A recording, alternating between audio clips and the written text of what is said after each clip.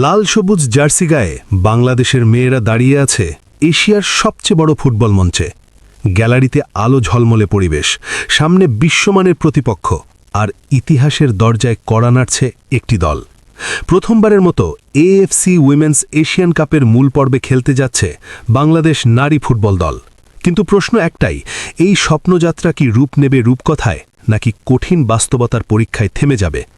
আজকের এই প্রতিবেদনে জানব পাহাড়সম বাধার সামনে বাড়িয়ে ঠিক কেমন প্রস্তুতি নিয়ে মাঠে নামছে আমাদের মেয়েরা, আর কি বলছেন দলের অধিনায়ক। তাই পুরো ভিডিওটি শেষ পর্যন্ত দেখুন, কারণ প্রতিটি তথ্য আপনাকে চমকে দিতে পারে।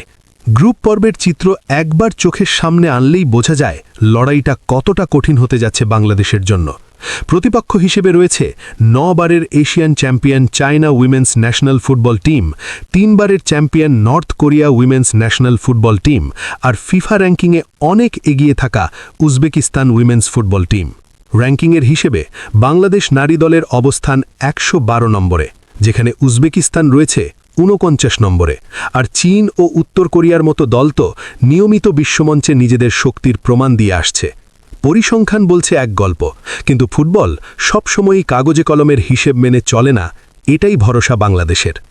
তবে এত বড় একটি টুর্নামেন্টের আগে সবচেয়ে বেশি প্রশ্ন উঠেছে প্রস্তুতি নিয়ে। গত বছরের জুলাইয়ে এশিয়ান কাপের টিকিট নিশ্চিত করার পর প্রায় 7 মাসে বাংলাদেশ নারী দল প্রস্তুতি ম্যাচ খেলেছে মাত্র 4টি। মালয়েশিয়া, থাইল্যান্ড বা জাপানে অনুশীলন ক্যাম্প করার পরিকল্পনা থাকলেও শেষ পর্যন্ত তা বাস্তবায়ন হয়নি। এই সীমিত প্রস্তুতি নিয়ে স্বাভাবিকভাবেই উদ্বেগ তৈরি হয়েছে সমর্থকদের মনে। বাফুফের নারী উইংয়ের চেয়ারম্যান মাহফুজা আক্তার কিরণও অকপটে স্বীকার করেছেন, বিদেশে ভালো মানের অনুশীলন ও আরও কয়েকটি প্রস্তুতি ম্যাচ খেলতে পারলে দল আরও পরিপূর্ণ হয়ে উঠতে পারত। তার কণ্ঠে ছিল কিছুটা আক্ষেপের সুর। কিন্তু প্রশাসনিক সীমাবদ্ধতা থাকলেও মাঠের খেলোয়াড়দের আত্মবিশ্বাসে ঘাটতি নেই। দলের অধিনায়ক আফিদা খন্দকার স্পষ্ট জানিয়ে দিয়েছেন, হতাশ হওয়ার কোনো সুযোগ নেই। সদ্য সমাপ্ত বাংলাদেশ নারী ফুটবল লিগের কারণে খেলোয়াড়রা ম্যাচের মধ্যেই ছিলেন, যা দলের জন্য বড় সুবিধা। তার মতে টানা প্রতিযোগিতামূলক ম্যাচ খেলা খেলোয়াড়দের ফিটনেস ও ম্যাচ টেম্পো ধরে রাখতে সাহায্য করেছে।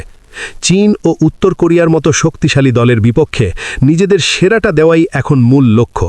তবে শুধু ভালো খেলা নয়, উজবেকিস্তানের বিপক্ষে অন্তত একটি ইতিবাচক ফল পাওয়ার স্বপ্নও দেখছেন অধিনায়ক। গত শুক্রবার অস্ট্রেলিয়ায় পৌঁছে সেখানেই চূড়ান্ত প্রস্তুতি ক্যাম্প শুরু করেছে দল। বিদেশের মাটিতে নিজেদের মানিয়ে নেওয়া, আবহাওয়া ও কন্ডিশনের সাথে খাপ খাইয়ে নেওয়া, সবকিছু নিয়েই এখন ব্যস্ত সময় পার করছে দল। কোচ পিটার বাটলারের ঘোষিত 26 জনের স্কোয়াডেও রয়েছে চমক। নতুন 3 মুখ, আলপি আক্তার, সৌরভী আক্তার এবং সুইডেন প্রবাসী মিডফিল্ডার আনিকা রানী সিদ্দিকী দলে এনে দিয়েছেন নতুন উত্তেজনা। বিশেষ করে আনিকা, যিনি ইউরোপীয় লিগে খেলার অভিজ্ঞতা নিয়ে এসেছেন, তাকে ঘিরে প্রত্যাশা একটু বেশি। অধিনায়ক আফিদা জানিয়েছেন, আনিকা খুব দ্রুত দলের সাথে মানিয়ে নিয়েছেন এবং মাঝমাঠে তার উপস্থিতি দলকে বাড়তি আত্মবিশ্বাস দিচ্ছে। এবার সময়সূচির দিকে তাকানো যাক। আগামী 3 মার্চ শক্তিশালী চীনের বিপক্ষে ম্যাচ দিয়ে শুরু হবে বাংলাদেশের মিশন। এরপর 6 মার্চ উত্তর কোরিয়া এবং 9 মার্চ উজবেকিস্তানের বিপক্ষে মাঠে নামবে আমাদের মেয়েরা। প্রথম 2 ম্যাচ নিঃসন্দেহে কঠিন পরীক্ষা, কিন্তু শেষ ম্যাচে পয়েন্ট আদায়ের সুযোগ দেখছেন অনেকেই। গ্রুপটি কঠিন, তবে অসম্ভব নয়। প্রস্তুতির ঘাটতি, র্যাঙ্কিংয়ের ব্যবধান, সবকিছু মিলিয়ে বাস্তবতা হয়তো বাংলাদেশের বিপক্ষে, কিন্তু এই দলটাই তো অতীতে অসম্ভবকে সম্ভব করেছে।